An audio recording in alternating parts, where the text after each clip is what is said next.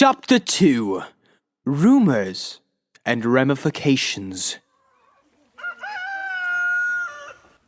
Zelda abruptly woke, flinging the hand-stitched blanket that covered her clear across the room where she'd slept. She was surprised to notice the soft bed she lay upon wasn't her own, nor was the gown she wore. When the memory of the previous night's festivities returned, she had fallen asleep outside, right next to Link. What time is it? Where is Link, and what am I wearing?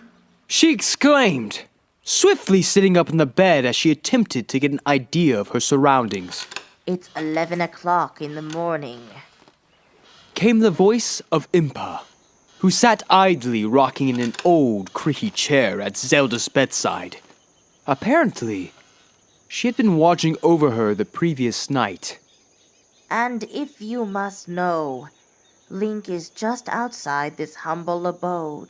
The elderly woman calmed the girl, placing a hand upon Zelda's shoulder. The boy carried you ever so gently to this room after you fell asleep. A rough wooden bench is no suitable bed for a princess after all. And before you worry your pretty self over the state of your dress, you should know it was Paya who swapped your gown. After a century of keeping this scourge of calamity again and at bay, you must have been quite tired indeed. You did not stir once during the whole process. A jester's firecracker could have went off next to your pointy ear, and you would not have noticed, I'd imagine. Impa handed Zelda a small bundle of fabric. It was clothing in shades of blue and black. My adventuring clothes. Zelda asked, tears in her eyes at the happy sight. You kept them all this time. I certainly did. A difficult task, too. The moths in this region can be quite rather tenacious. Nevertheless, I kept them as perfectly preserved as possible. They should still fit you. Zelda moved about in a spellbound fluster, quickly washing up with a rag and a bowl of warm water that Impa had left on the nightstand. In a flash, off came the dull brown Sheikah gown she'd been given for bedclothes, and on went her new outfit. Well, new in one sense, yet old at the same time. The black leather journey pants hugged tightly to her legs, emphasizing and complementing her figure. The pants were paired with a rugged but stylish royal blue jacket with gold lace. A sturdy pair of boots completed the ensemble. Comfortable clothes for a journey across all the lands of Hyrule. Still a perfect fit, too. Zelda thought as she studied herself from head to toe, enjoying being out of the rag she had been wearing just a day prior.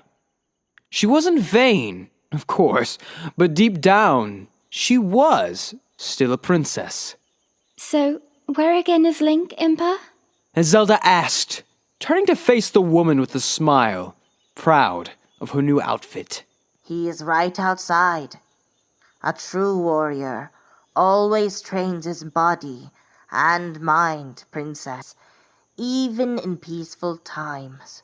Impa replied, ushering Zelda to the doorway. Thank you so much, Impa.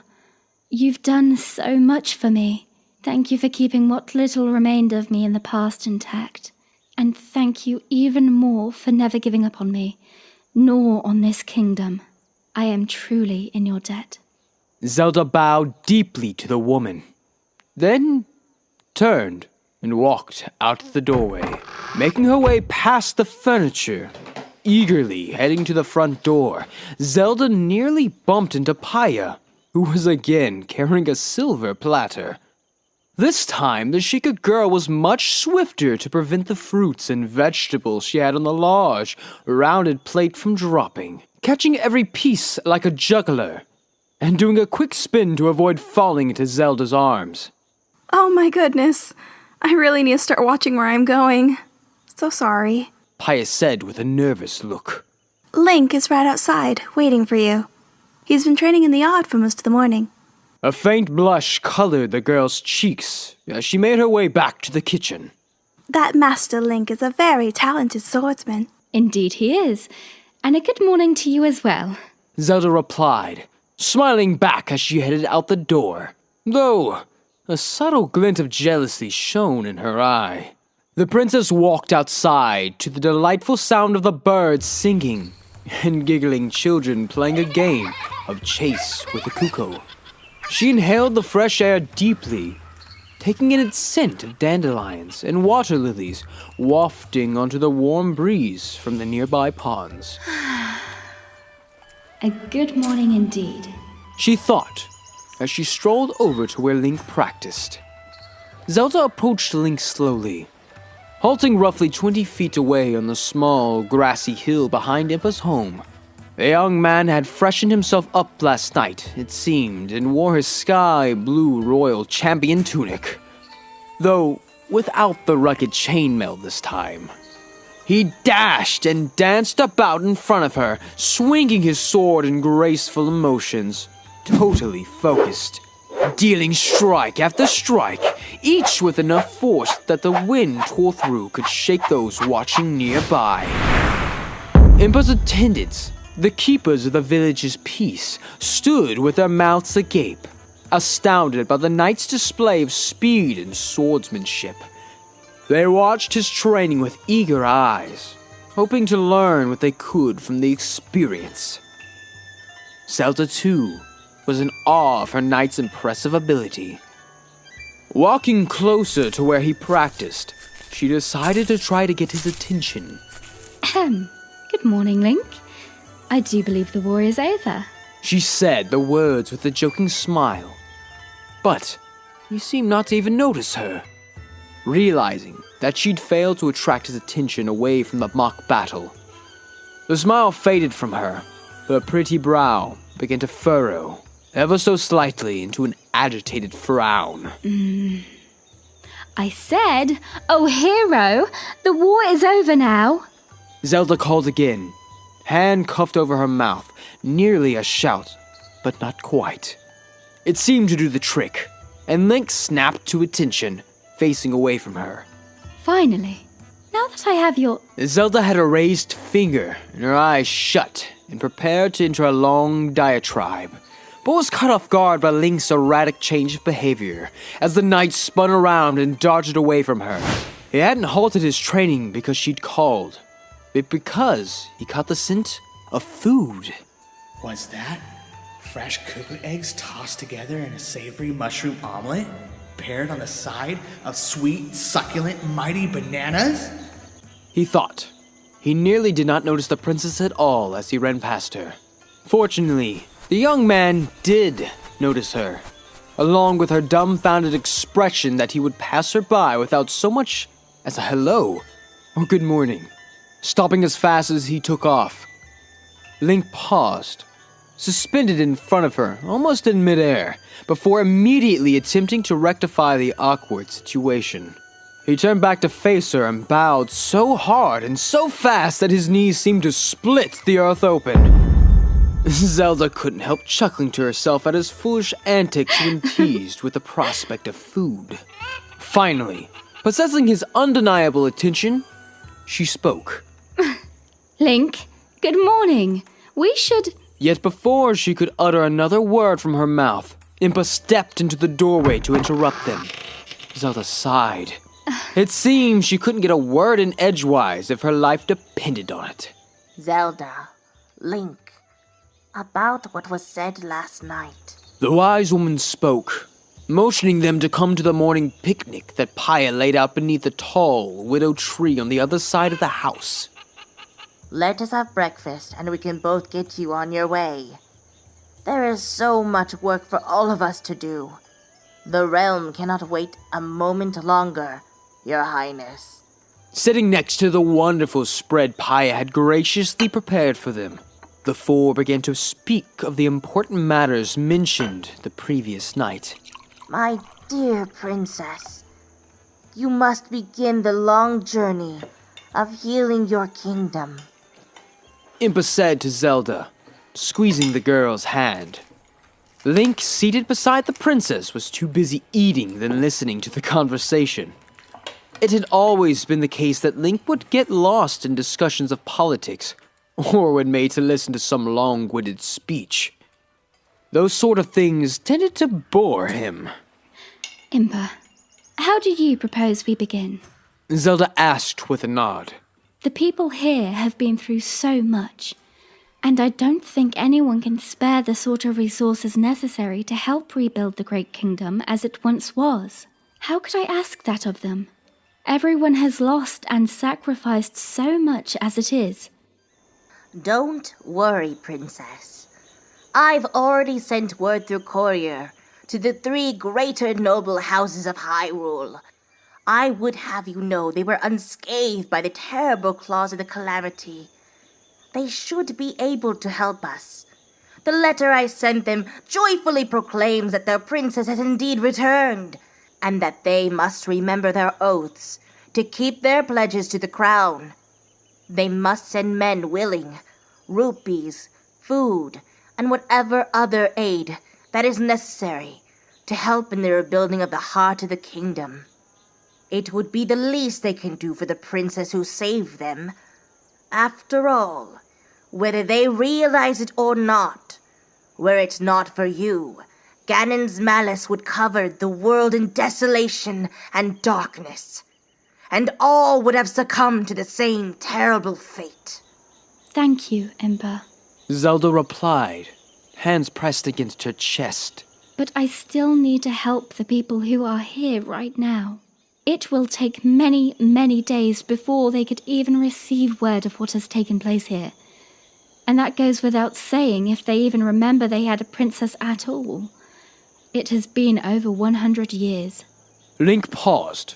His voracious eating momentarily halted as he noticed the princess's voice shake with doubt and fear. He slid back from where he sat, placed a firm grip onto the handle of the legendary blade of Evil's Bane, lifting his head to speak. Then I shall go to them and remind them of their honor. That is okay, my boy. Impa said, calming Link with a simple gesture as she turned to address Zelda. Such drastic action will not be needed. Although, I shall tell you truthfully, Princess, that it will not be long now before rumors spread of your return. Not just to your friends, but to your enemies that hide among those friends. They will soon know the truth of your existence. Enemies? What enemies do I have? My dear child, so long has the presence of your divine leadership been away from these lands that envious eyes have descended on what remains. And where the light does not shine, evil dwells in darkness, if left alone long enough to fester. Who? I do not know. Such motives are always hard to decipher when so much deception clouds the air. We must hold on to the truth that we know and trust in those we know are loyal. Stay vigilant, even in peacetime, like this young lad. Impa turned to face the knight. And you, lad, must remember that your duty is to the princess. She will need your strength more than ever to lift her up. Guide and protect the way for her, as you've always done. For you are the only one she shall be able to trust. Impa looked back to Zelda. And I do recommend you trust in him, Your Grace. Paya softly interrupted. Is anyone in need of a slice of pumpkin bread pudding? Link? The girl offered him a warm smile. With a salivating expression on his face, the knight nodded in approval. They all laughed at how quickly he snatched the bowl and began to wolf it down. You should both make for the town of Hateno and the other close provinces of Hyrule. Impa continued with a subtle urgency to her voice. They must see you in person if we are to garner support, I trust that support shall eventually come. We will await any word of the 3 distant houses in the greater Hyrule Kingdom to the north. Your Grace, I do believe you will be well pleased to see more of your kin in Hateno. Praise be to Link's brave sacrifice 100 years ago, for the fort there still stands, never having fallen into shadow. Many innocents were spared from certain doom that day.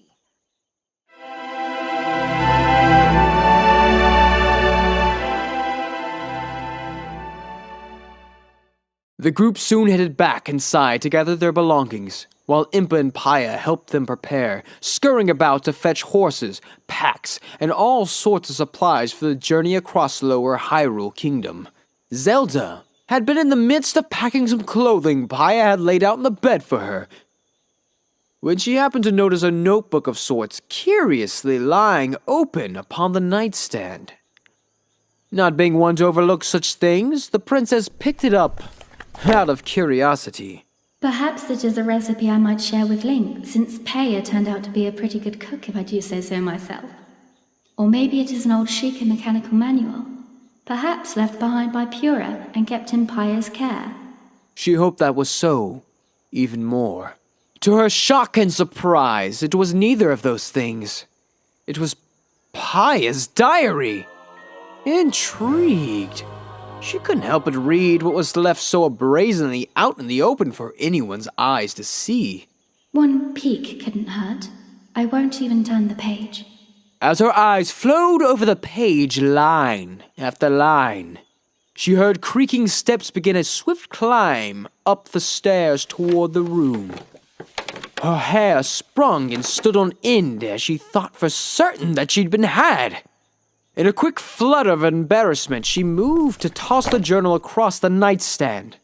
Unfortunately, Zelda just so happened to be an incredible, well-learned individual. Taught as she'd been by the best scholars and wise men in her era. While they were certainly lost to the Calamity long ago, the princess's reading talents were not. And so, though she caught only a glimpse of it, the first passage of Paya's diary was now burned into her mind from beginning to end, reciting itself to her in a loop. Master Link looks so gallant. He is the very picture of a hero I always imagined. His blonde sideburns flow like a golden waterfall over his dignified, pointy ears, and the way his hair is so perfectly parted to the side. Wow! I don't know why, but my heart won't stop beating faster and faster. I must admit, I'm still not great at interacting with young men, but I think I am finally able to speak to Master Link while looking him in the eyes. Those wonderful eyes. Naturally, I still get a little embarrassed, but I can't help it. I'm always following his gaze with my own. I blame his beautiful blue eyes. This is all so strange. The door barged open, just as the diary took flight through the air. With not a moment to spare, it found its final resting place in a nook just behind the dresser's stand.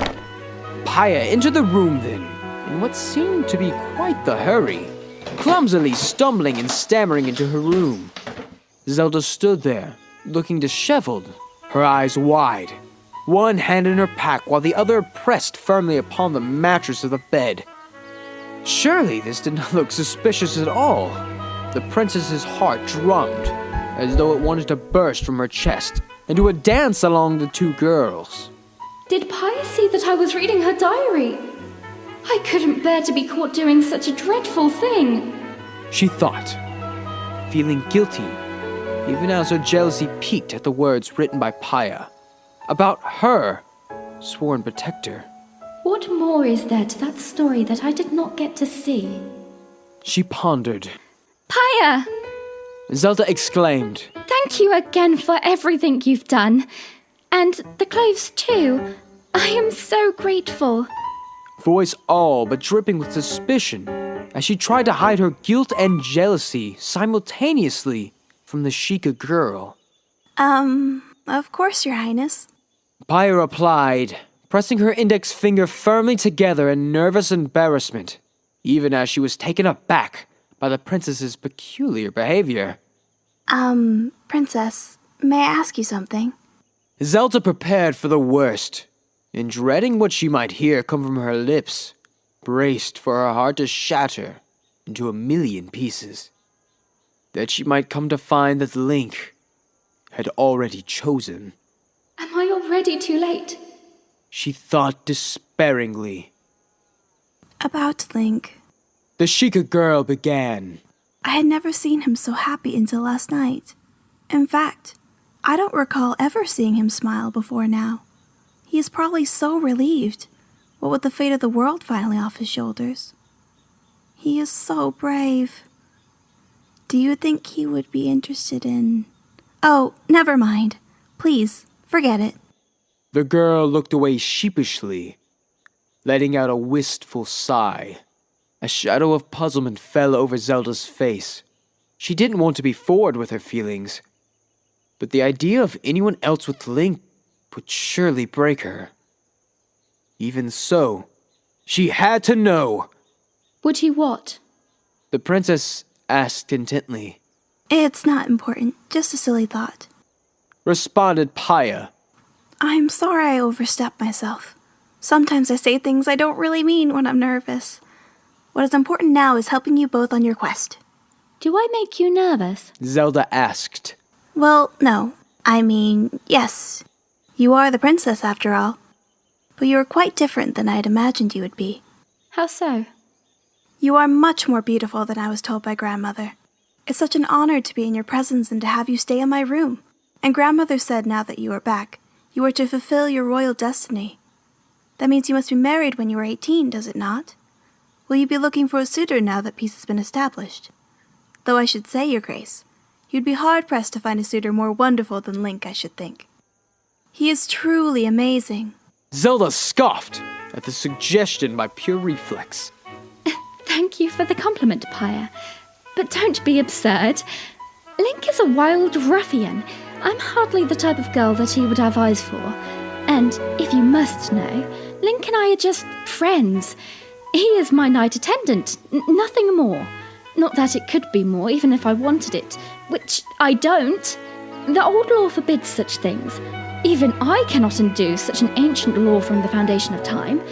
And, from pure memory, caught up in the moment and trying to bury her own feelings, the princess began to expound upon the nature of the law she spoke of.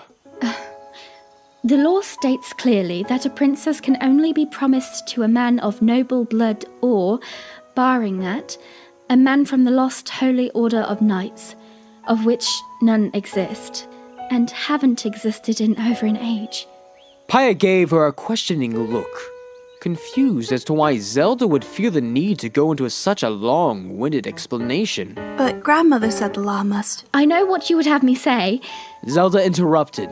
but I don't have the luxury of sorting out such feelings nor filling my head with those kinds of thoughts. Peace has not yet truly been established in my kingdom. Yes, Calamity Ganon is gone, but there is so much more that needs to be done. Healing my kingdom must be my only concern for now. Zelda had been caught off guard by Paya's insinuation. Only a moment ago, she thought herself caught red-handed reading the girl's diary. And even though she tried to drive the conversation away from revealing the affection she had in her heart for Link, her own facial expressions might very well have been betraying her at that moment. You're right, of course. Paya said bashfully, looking down at her feet in apology. I'm sorry for prodding or implying anything, dear princess, especially when it comes to Master Link. You could have any nobleman of your choosing, Your Grace. Forgive me. The girl smiled and bowed deeply to the princess. You have my help wherever you might need it, princess. Whatever it may be, I am at your service. Always. The world, and most of all, Link, mustn't know just yet. She thought. Zelda did feel relieved to know that Paya and Link were not seeing each other in that way, but it might still be good for her to keep a close eye on the girl. Perhaps there is still hope for me yet. She thought. Zelda flung her bag over her shoulder, feeling slightly guilty for being so harsh to the Sheikah girl. She smiled over to Paya. and took the time to give the girl a short hug. She then proceeded to march down the bamboo staircase into the main living room and out the front door. The princess didn't want to admit it outright, but it felt nice to know that Paya seemed to be someone she could count on. She had lost so many friends from a century long ago, yet still thinking about what she did to Paya moments earlier, she knew that the law is the law, and even her authority has its limits when it comes to the laws said to be strictly ordained by the goddesses themselves. Even so, the possibility that she might not be able to one day be with Link held no appeal for her. Her heart ached at the very thought of it, so she decided not to ponder on the matter anymore. Walking out into the midday sun, Zelda noticed that Link had already prepared them horses at the drinking trough. Packs loaded and adventuring gear ready. The knight was taking the time to feed the beast fresh apples when he saw her start to make her way towards them. He gave her a sweet smile in the blowing wind. Immediately, all thoughts of the old law fled Zelda's mind, and she was determined not to worry about it anymore. At that moment, Impa came up alongside the princess, swiftly laying out last-minute details before the two were to set off on their quest. Now, my dear princess, be mindful. Not everyone is going to take kindly to your return to the land. In the meantime, we will keep our ears close to the ground. As soon as we hear word back from houses Dran, Tarble, and Iliastar, we will send notice to you. Link gently gave Zelda a boost up onto her steed, followed by him leaping upon his own at her side. Zelda's face then seemed to light up, full of excitement at some stunning revelation. It has occurred to me that if we shall be needing rupees, the treasury deep within the bowels of Hyrule Castle should still be intact. Great wealth, priceless treasures, and heirlooms beyond measure are all gathered within. Ganon had no need of such things after all. There is certainly more than enough to help the people and get the kingdom out of the destitute state it is in now, I'd imagine. Not many have braved the castle since the Calamity, and lived to tell the tale, Your Grace. Impa spoke, and the simple logic that followed put a damper on Zelda's high spirits. Perhaps only our dear hero in all of the last century. It may still be too dangerous to venture deep into the depths within the castle walls. Ganon is gone. That much is certainly true. And so are all the guardians. But his allies and hordes still linger and haunt these lands aimlessly. I wouldn't think it wise to go lurking about there. At least, not until his forces have disbanded completely and cowered away back to the burning lands from whence they came. Perhaps, when we receive some word from the noble houses, they may be called upon to send reinforcements to help clear out the heart of the kingdom. Only then, I think, would it be safe enough to look deep within the castle for the old wealth that lies hidden. For now, you should both make haste towards Hateno, and then to all the inner provinces, to visit the loyal clans and villages, so that they may see you. By that time, word and help might have already arrived from the greater Hyrule. Impa smiled as she placed a comforting hand on each of their horses. Now don't you fret, my dear princess. All will be made right soon enough. You will see. Now be off, the both of you, and take good care.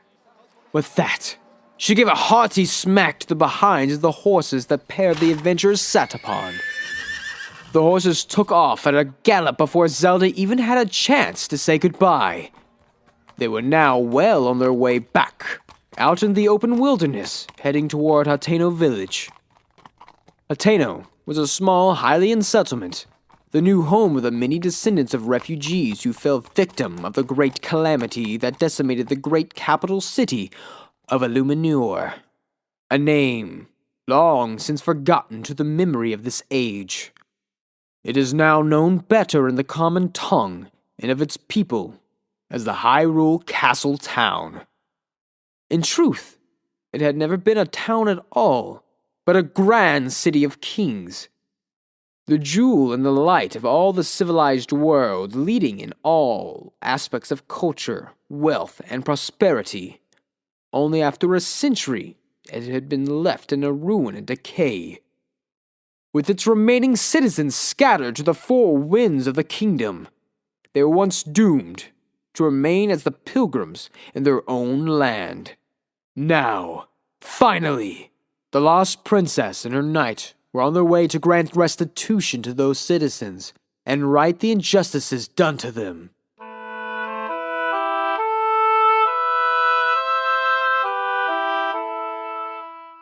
The hours passed by, and the sun hung low in the west, leaving a burning red glow upon the horizon. Zelda and Link had already ventured many miles away from Kakariko. Link trampled alongside Zelda on the trail not far from Hateno village, had the sudden realization that he still carried the Sheikah slate. He reached for the device strapped to his belt and leaned off the side of the horse to offer it to the princess. Here. I almost forgot. This actually belongs to you, he said, curious as to what her response would be. She loved these sorts of things at once. Zelda turned to look at the offering. She loved gazing at the magnificent craftsmanship that was put into such a wonderful small piece of technology.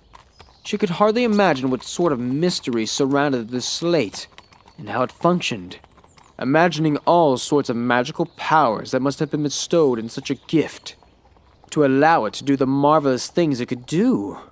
All the more it intrigued her. She couldn't wait to study it further. Wow, thank you, Link. I mean, if you insist I carry it, then I will most certainly oblige you, she said, trying to hold back her childlike curiosity. Well, it is yours, after all. I was merely watching over it until after I'd saved you, which was bound to happen anyway, I reckon. He replied, trying to get a rise out of her. Saved me? So that's your version of the story now? I guess I had no part in having saved you as well. Hero. Sealing away Ganon was merely a conjurer's trick, a silly trifle? She playfully snatched the slate from his grasp, quickly tossing it into her satchel. The knight gave his princess a teasing look. No, don't misunderstand. I'm sorry. I was just pointing out that I had the largest role to play. You helped, I guess. Kind of like how that slate helped. She gasped, mouth agape at his silly attempt at a joke. I think I preferred you better as a mute. At least then you could be counted on to simply stand there looking handsome and... She stopped herself abruptly, realizing that she was getting too carried away. Go on, princess. Link responded playfully. You are terrible. And stop calling me princess. Do as I command, will you? She exclaimed in a comedic fluster, worried she might very well have been tricked into saying how she truly felt. Well, for someone who doesn't like to be called princess, you sure do love giving orders like one, he said, crackling a slight, cool smile. With no way to rebuke his claims, Zelda elected to escape, yawning her horse forward. Have it your way then, Mr. Legendary Hero. See how far you get without any of my help. She galloped ahead of him, darting toward the gates of the small town ahead of them. Link, not wanting to lose sight of her, spurred his own horse on to give pursuit. He was, after all, charged to keep her in his care at all times. Riding through the entrance of the small settlement village, Link sped past a few of the watchful sentries at the gate, trying in vain to flag him down. Hey, you there! Halt! No rough riding through the village! I say, halt! They could be heard yelling behind Link as he left a trail of dust in his wake. It was no use giving chase, since they wouldn't be able to catch up to stop him. Unfortunately, Despite his best efforts, Link seemed to have lost track of the princess. He only looked back towards the centuries for just a moment, and he must have lost sight of her then, in that moment. Now he was concerned that the game of chase had probably gone a bit too far. With a groan, he continued his search of the village. Nightfall quickly arrived as the hour passed, and Link began to get a little concerned for Zelda's well-being. Mist began to blanket over the village, and thunder cracked overhead as rainfall started to drizzle down upon him. The whole situation left him feeling quite uneasy. Where could she have rushed off to? He whispered to himself. After making a round of the village, he decided to try somewhere indoors, beginning with a small inn and tavern. She probably went up ahead to acquire us some lodging for our stay in Hateno. She is a sharp-minded girl, after all. He thought. He dismounted and quickly made his way up the stairs into the old inn, where he heard muddled voices shouting from inside. He stopped at the edge of the door to listen for half a moment. Hey, little missy, what a fancy toy you have there. Wouldn't mind if old Nod had a look-see at it, right? Could be worth a pretty rupee. Times around here be tough for the likes of us, Said a freakishly tall, overly round, slack-jawed Hylian man to Zelda. The man swiped the Sheikah slate right from her hands and was casually passing it around the ragtag bunch of obvious ne'er-do-wells accompanying him. Hey! I demand you give that back. You, sir, have no right. Declared the princess. Rather than acquiesce to her demand, the man chose to instead to dangle the slate over Zelda's head, chuckling at her futile attempts to reach it. She looks kinda cute, this flower, when she's made red, doesn't she, boys? She's almost in full bloom. Perhaps you do a little dance for old Nod and the boys, eh? And maybe we'll be earning your shiny toy here back to you. What do you say? How about it? Yeah, do a little twirl for us. One of the other lanky and slouched men shouted at her from behind Nod. I would have you know. She said to them all, her chin up high and with serious eyes, That if you do not relinquish what is mine, I'll have no choice but to have my sworn knight put you in your place. She chanced a glance around at her own words, somewhat stressed given that she'd entered the tavern alone. Attempting to maintain a confident appearance, she pointed a finger at the men. As soon as he arrives, Link will see to it that you're all taught some manners. And he will arrive, mind you. He never fails to answer his princess's call. Her threat fell on deaf ears. Listen, lady, we don't care who you think you are. Nod replied, him and his accomplices laughing heartily at Zelda's display of authority. Just 'cause you're dressed in your fancy outfit, don't make you royalty round these parts. Ain't no such thing as knights, only things. Things for selling, and things for thieving.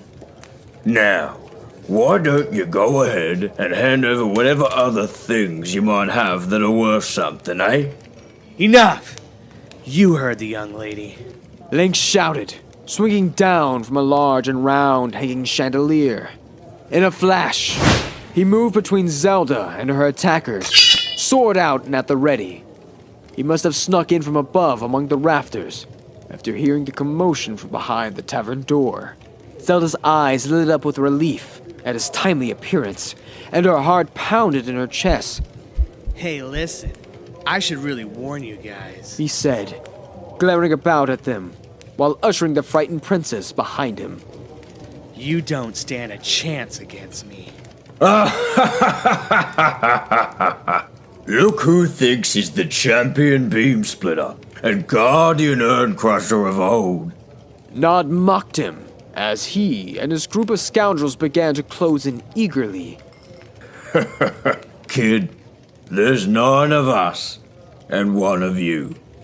I could take on 50 of you, and I wouldn't even break a sweat. Link retorted smugly, eyes focused. Suddenly, one of the goons lunged at the knight with his fist. Oh well, fair warning. Link said, gracefully dodging the strike and knocking the man out of the melee with a perfectly placed elbow to the ribs. Another man dodged from behind Link, while two others attempted to rush from the front. Link, look out! Zelda screamed. The knight's perception of time slowed to a crawl, and Link swiftly knelt to avoid the first blow. The attacker from behind missed, his punch sailing over Link's head only to accidentally knock out one of his would-be accomplices, and leaving the last goon open to Link's counterattack. Not wanting to seriously hurt these roughnecks, the knight carefully swung the blunt end of his sword into the chest of his final attacker, knocking the man to the floor in a wheezing, panting heap. Nod looked to his remaining men, only to see them skulking away in fright at Link's superior martial abilities. Why, you...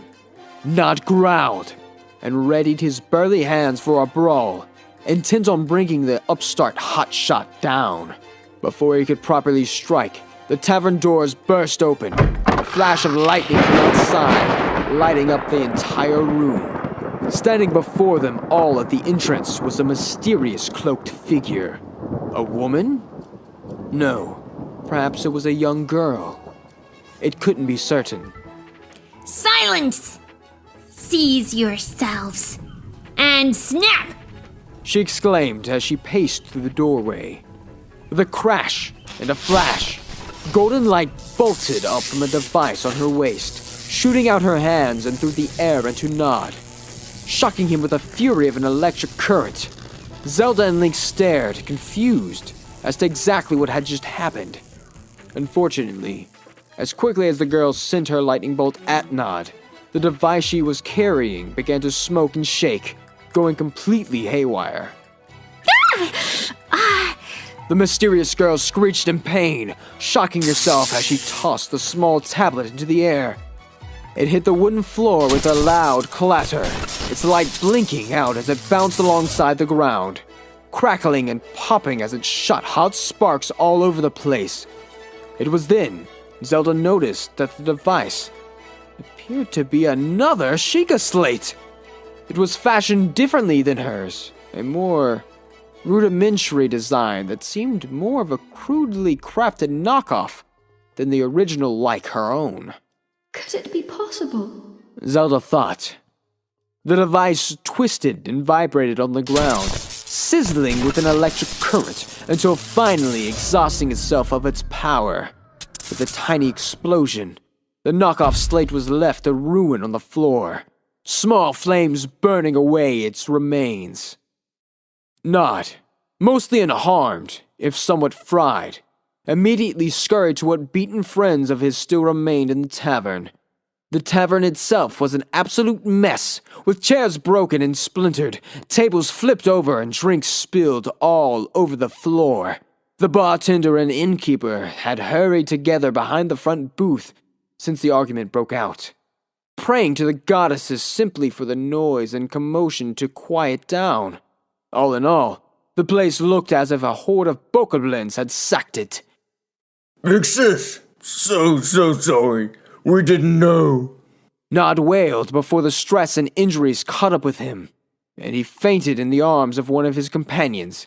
The pair of them collapsed onto the floor, Nod's friend attempting to fan the man's face so that he'd wake. Zelda calmly walked over to the unconscious Nod, retrieving her Sheikah slate with a huff of annoyance. Serves you right, taking what doesn't belong to you. The mysterious cloaked figure, meanwhile, was still hopping about, blowing upon her burned hands in some hope of soothing them. With a flourish, she ceased attempting to soothe her wounded hands and pulled a notebook from her pocket. Slate number 132. Yet another failure. Core doesn't appear to stabilize after using the blue essence of ignition. She muttered under her breath, furiously scribbling into her notepad. She then looked up at Zelda. Apologies, dear princess. Did these clumsy fools try to strong-arm you? The cloaked girl kicked at a pair of men on the floor. You jokers are more trouble than you are worth! I told you to find me ancient parts, not rob helpless girls who you happen to come across along the road. Helpless? Zelda interjected, her face scrunched up in annoyance at the notion anyone would think of her to be helpless. The cloaked figure then revealed herself. Throwing the cloak to the floor, she quickly spun around and snapped her finger at Zelda, shutting down any complaints the princess might voice in an instant. Zelda might have gone aghast at the prospect of being so blithely silenced, until she noticed that the little girl snapping at her was a spitting image of a young Pura, the chief scholar and researcher of an ancient Sheikah technology. At least, that is what she thought of herself to be. While, depending on who you asked, some might very well argue that the Master Robbie of the Akala Observatory was the leading mind in the field of the lost technology. It was anyone's guess, really. Oh, so sorry, big sis. Nod apologized as he stirred to wakefulness on the floor and stood up. You told us to do whatever was necessary to find you these broken pieces of Sheikah machines. And we saw this little lady had such on her person. It's dangerous to be venturing to the castle these days to look for such things, especially with all the missing folk round those parts. They say nobody comes back from such journeys. I meant hunting for you to seek the parts out in the open, not going about like a bunch of thieves. Pura scolded the group of men. Now, you owe these two a big apology, and a debt of gratitude that young Master Link here didn't simply gut you like a fish. And just so you fools know, you have the honor of being in the presence of Princess Zelda of Hyrule. As in, the princess, along with her appointed bodyguard. Bodyguard? Link asked. Pura snapped her fingers toward him. Excuse me, knight or whatever. You lot owe them your respect and allegiance. This whole town does. Besides, if they are here, that means Calamity Ganon is no more, and neither are the Guardians, which further means you can all hurry over to the castle and fetch me some wonderful tech to study. Pura seemed positively delighted at the prospect. Pura? Is that really you? What in the world happened to you? Zelda asked, awestruck by the woman-turned-girl's tiny stature and childlike appearance. We don't speak of it, but since you are the princess, I guess it wouldn't hurt to let you know. It was Sheikah Slate number 33 that created the stunningly beautiful image of youth that your eyes see standing before you now. Pura replied, a hint of smugness in her response. The diminutive researcher still had the same quirkiness about her that always seemed odd to Link, though being so instrumental in repairing his Sheikah Slate to full functionality on his quest had helped the knight warm up to her antics a great deal. Her fashion sense, however, had always made Zelda feel awkward around her, even 100 years ago, and the woman's child current cutie dress and mismatched Sheikah cloak, though that was currently on the floor, made her stick out like a sore thumb among the rest of the tavern patrons, not the sort to blend into a crowd that Pura. We are so sorry, pretty little lady. Princess. Not said, him and his group dropping to their knees at Zelda's feet. Begging your pardon, your grace. Please forgive us. We are forever in your service. We had no idea who you was. That won't be necessary. All is forgiven. Zelda replied in a serious tone, though she winked at Link and Pura. It was refreshing to frighten a group of would-be robbers with her position as Princess of Hyrule. Just don't be going around terrorizing people or trying to steal from anyone again. Else I will be forced to lay a harsh judgment upon your heads. We won't. Never again. We promise. Nod agreed, bowing to Zelda and looking over his shoulder to nudge his men to do likewise. We are honored to be in your presence. Psst. Ain't we, boys? Yes, ma'am. We are at your service. They all shouted, bowing their heads. There, the matter is settled.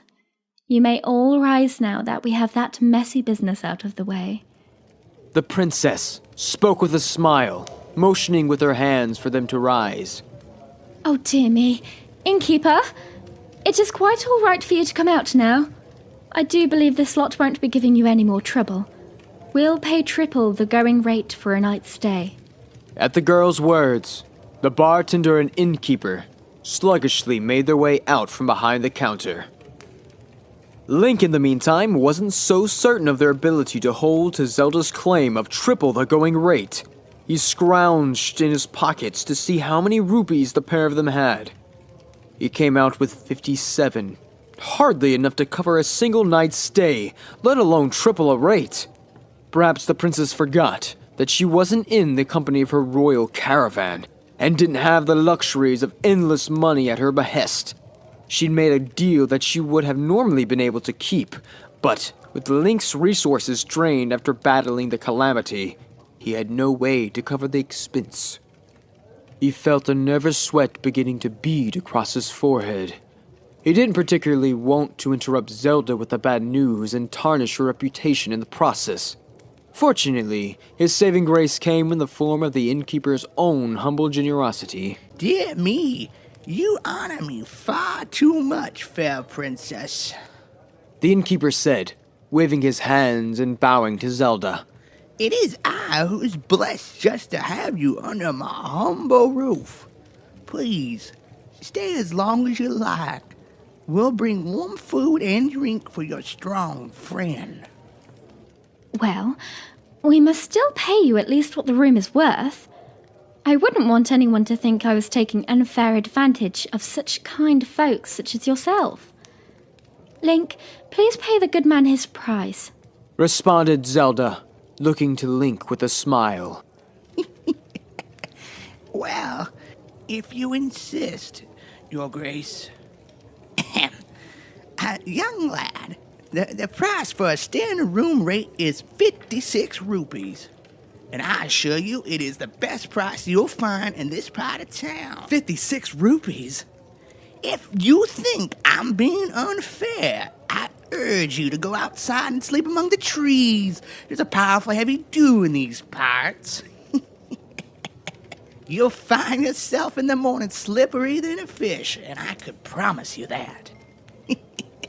The innkeeper said, skulking over to Link, rubbing his hands together as the young man emptied out his purse.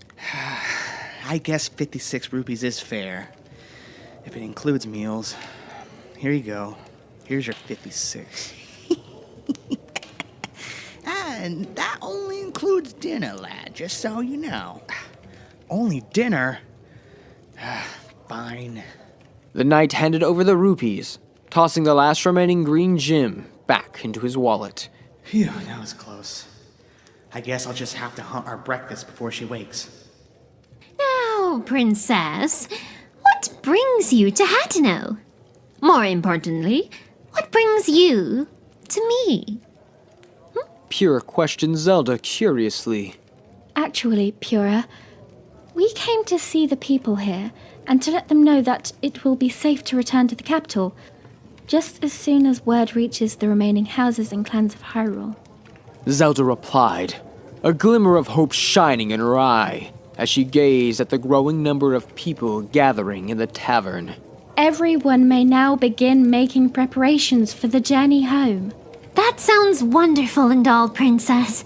But a lot of the people here can't afford to make a trip like that. Most folks can hardly rub 2 rupees together. Pura said, precariously picking at her nails with one hand, eyes gazing from her hand back up to Zelda. We are already working on that as well. Link will be leading a company of men from the other houses, and will clear out the castle as soon as they arrive. She spoke with a joyful glow to those in the room. There should be more than enough rupees to help these dear people of the village return home. Which reminds me, Pura, is there truly a way to travel great distances instantly with the use of the Sheikah Slate? I recall Link mentioning such thing, but that it only worked for a single traveller. What's more, it has not functioned since Calamity was defeated. Do you think you can tell us what's wrong? And is there a chance the function could be repaired, and for two? Zelda gleamed over to Link. Pura quickly snatched the slate from Zelda's hands as she was distracted, looking the other way towards Link. The tiny scientist adjusted her glasses to get a better look at the slate, poring over it for a long moment while muttering to herself. Whatever she was saying was too quiet and jumbled for Link or Zelda to make out. With questioning looks, the pair of them crept closer to better hear her. Yet again, she turned to snap her fingers at both of them. She shooed them away with hands before suddenly spinning and shouting. It's no good! No good at all! Pura exclaimed, the look on her face declaring it all but obvious why the device refused to work. She continued looking around the room, seeing nothing but blank stares. Amateurs. She thought with an exasperated sigh. You see, Princess. The researcher began. Ever since the Calamity was defeated, what your people would call the sacred fires of Din? Well, they've gone out. The divine blue flame has been mysteriously extinguished, and without its glow, these fine artifacts don't work properly.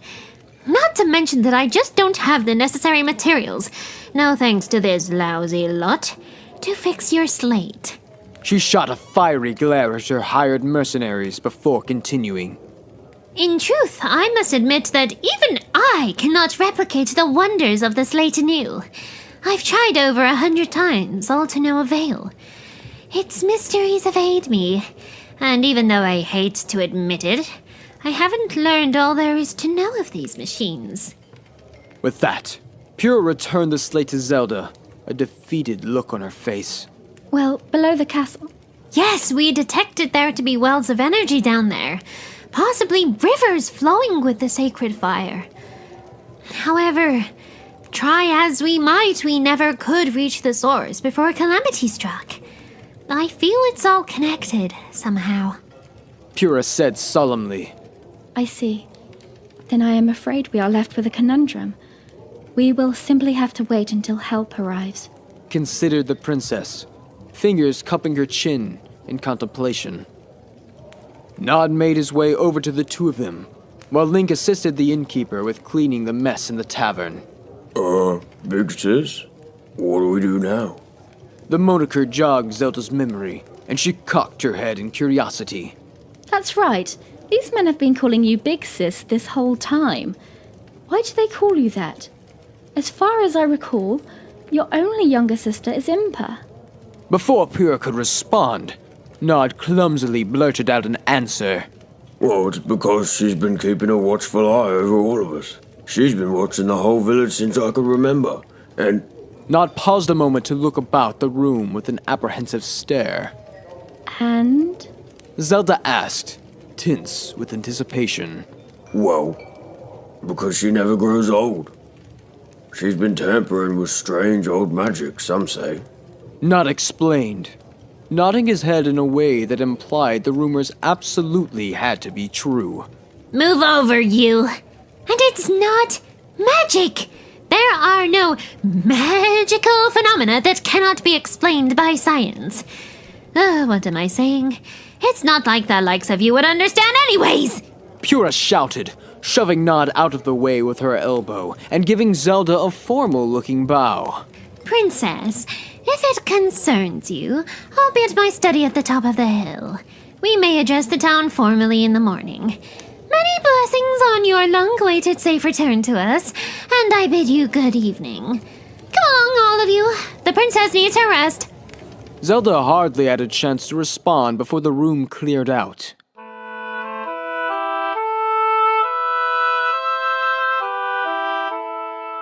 Zelda and Link finally made it to the room, and were about to turn in for the night when Zelda began to rant about Pura's earlier words.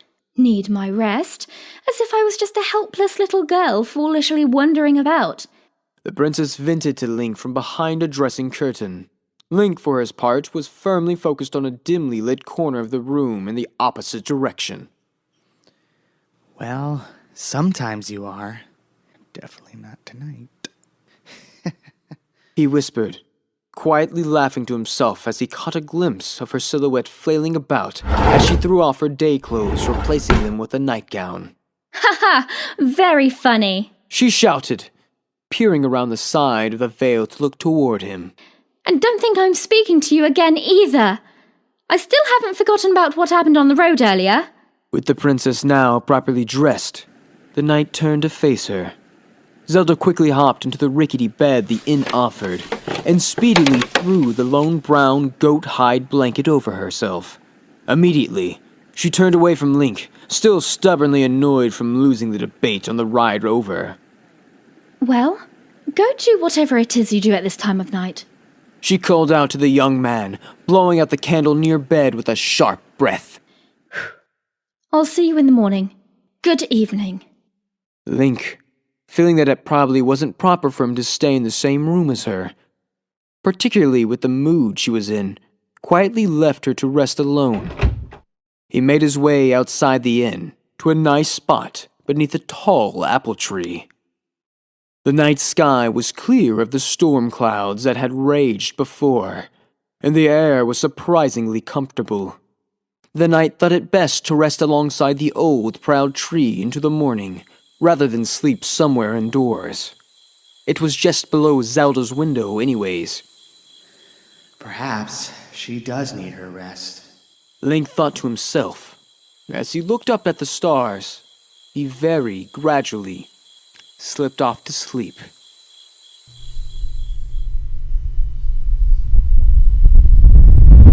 Wally! Screamed a man from the top of his lungs, perched on the fortress walls and yelling down to the other soldiers below. The men frantically rushed to form lines, lighting up their arrows and firing them deep into the stormy skies above them in hopes they would rain down upon the encroaching enemies. It's no good! The armor's too thick! One of the men shouted to the others, the fear of an inevitable death in his eyes. What news from the castle? What is happening? Is this all the people you could save? The captain of the garrison roared, questioning all the subordinates around him. Get them all within the gates! Quickly now! We've no time to lose! It's no use! We need more men! A lieutenant shouted back to the captain just above him on the lookout. Screams of men could be heard atop the wall tops, firing barrages of arrows down into the canyon below. Unfortunately, the enemy was unaffected by their ill-attempted drive to keep them back, and continued to charge toward them faster and faster. Time slipped away, and soon the great citadel that had stood over 1,000 years in the light would be tested by the punishing power of the darkest shadow it had ever faced that night. Soldiers could be seen leading frightened women and children across the open plains, up the tall slopes that led to the citadel. The road was puddled, and the knee-high mud made it nearly impossible to make way up the steep hills. The fortunes took a sad turn for the worse, as the heavy deluge of rainfall flooded their way down the road they were climbing up. Running for their lives, they scattered in every direction in a crazed effort to reach the safety of Akala Citadel, Iroh's strongest fortress and the last bastion of hope. Get the women and children into the barracks! They'll be safe there! The captain shouted to the men stationed at the gate. Just behind the people running up the cliffs, terrible explosions overturned rock and stone, and shattered boulders could be seen soaring through the air. Scorching bright blue beams of death shot toward the fleeing people from all directions. The noise of the onslaught horrified all those who heard it. Soul-piercing screams of thunder and blast that shook the earth beneath people's feet, only to be followed by an eerie silence. The terrible noise of war quickly came upon the citadel. A group of soldiers, leading the last group of survivors from the capital city, could be seen rushing through the large gates of the towering fortress. Sir, they tore us to pieces. The panicked soldier panted to the captain, hunched over and trying to catch his breath.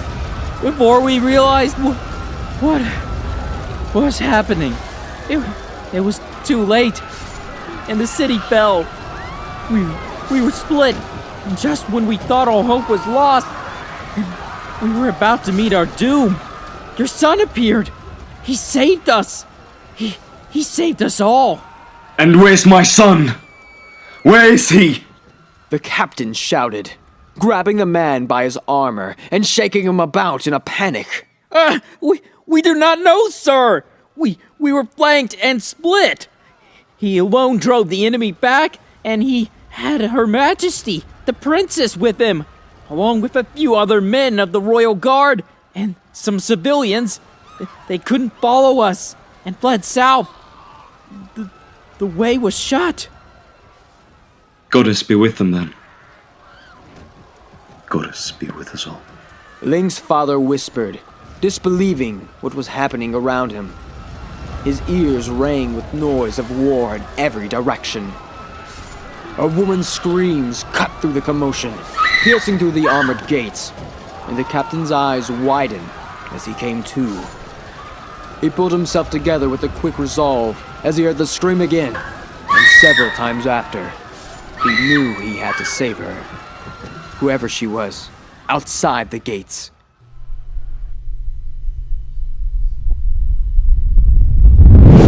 Link, who was drenched in a fevered sweat, was torn from his nightmare at the sound of a loud shriek coming from Zelda's bedroom. An intruder! In Zelda's room, a gangly man in a hooded assassin's garb moved atop her as she lay defenseless and panicking in her bed. At that moment, she deeply regretted acting so foolishly earlier that night, and childishly pushing Link away. The man had her wrists with one hand, covering her mouth with the other as she attempted to claw her way out of his grip. She tried to screech out a call for help, but couldn't move or let out a breath. Her eyes looked up at the man in horror at what he might have planned. Where is the book and the staff? The hooded ninja-like assailant demanded as he squeezed his grip over her mouth tighter.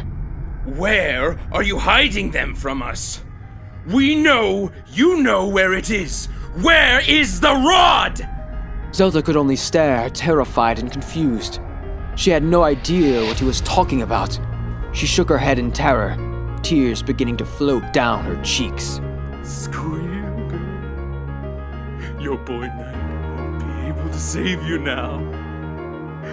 He's long gone. The man gleefully whispered as he took his hand from her mouth to draw out a threatening dirk from his belt.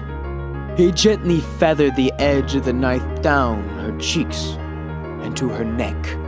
Suddenly, Link came bursting through the window, swinging into the room in a blaze of fury, and kicking the man off the princess with both feet. The assailant flailed through the air, slamming into the opposite wall of the room, splintering the wood with a crash. The intruder quickly found his bearings, hurling a trio of bladed floating stars at Link, who taking up a defensive stance at Zelda's bedside. Despite the speed of the throw, Link was faster, having already snapped off the legs of an old chair near the bed, and using the broad piece of wood as a makeshift shield against the weapon. The throwing stars plunged deep into the wood of the chair with startling force, sending splinters showering over the princess and her hero. Link tossed it to the ground, and in one fluid motion drew the Master Sword from where it rested under the bed and hurled it at the assassin. The blade buried itself with a meaty thunk deep into the chest of the masked man, impaling him against the door to hang like some tasteless ornament. The room fell silent as the attacker, firmly nailed to the bedroom door, gasped out 3 faint breaths before the light in his eyes went out. Zelda rushed to Link then, burying her head into his chest and sobbing. I'm so sorry, Link. I was so frightened. I guess I truly am hopeless. He wanted to wrap his arms around her in a warm embrace to soothe her, but that would not be proper. She wasn't properly dressed and was wearing just a simple nightgown. So he kept them stiffly at his sides, and then hated that he had to do so. The princess continued, her tears soaking the front of his tunic. Please forgive me. I should never have said those things to you. You were just trying to cheer me up. I've had so many things weighing on my mind, and I took it all out on you. Link, She lifted her head up from his chest to stare deep into the blue of his eyes. She was mere inches away from his face, perhaps even ready now, in the moment of heightened adrenaline, to bare her soul to him. Finally, she could feel his breath mingling with her own, but before she could utter another word, Link interrupted her as he went ahead and wiped a few tears from her face. Hey, come here. It's all right, Zelda. You're not helpless. Well, maybe just a little, he said, smiling and softly in the hope of lifting her spirits. We are all here for you. Impa, Paya, Pura, me, everybody. Their long gaze into each other's eyes broke a few moments later, as the two of them looked over to the corpse of the failed assassin, still hanging on the door. Suddenly, said door swung open, revealing the innkeeper. What in the names of the goddesses is happening in here? The innkeeper shouted, confused, as he avoided the blade of the master sword poking out the outer side of the door. The man looked around the door, only to regret it, when he caught sight of the dead man hanging from it. I'm not quite sure, though it appears the Yiga clan is involved. Yiga? What's an Yiga? The innkeeper asked with a lost stare. Yiga? Are you certain? Definitely. He replied, motioning at the man's garb and the emblem on his shroud. I've ran into many of these foul type on my journey to free you and to defeat Calamity Ganon. But I thought I put an end to them when I bested their leader, though. Then why did this man strike at me here? I have no idea, but Impa was right. Rumor has already spread of your return. First light will be upon us soon. You should try and get some rest before the dawn. We have a long journey ahead of us. And what about your rest? Zelda retorted, genuine concern for his well-being clear in her voice. You won't be so invincible for long if you do not keep up your strength. I slept for 100 years. I think I'll be all right. The knight replied with a grin, pulling the master's sword from the corpse and door with a heave. The innkeeper's mouth hung low and confused at what was happening, but he dared not try and interrogate his guest after seeing the aftermath of their scuffle and clearly what Link was capable of. Even went so far as to help Link drag the corpse from the room, it was probably for the best simply to wait until the morning to ask questions. Zelda, meanwhile, fell back into her bed, though she could not bring herself to close her eyes again. Her mind and her heart raced. Daybreak and the ramifications of that night's events would soon be upon them.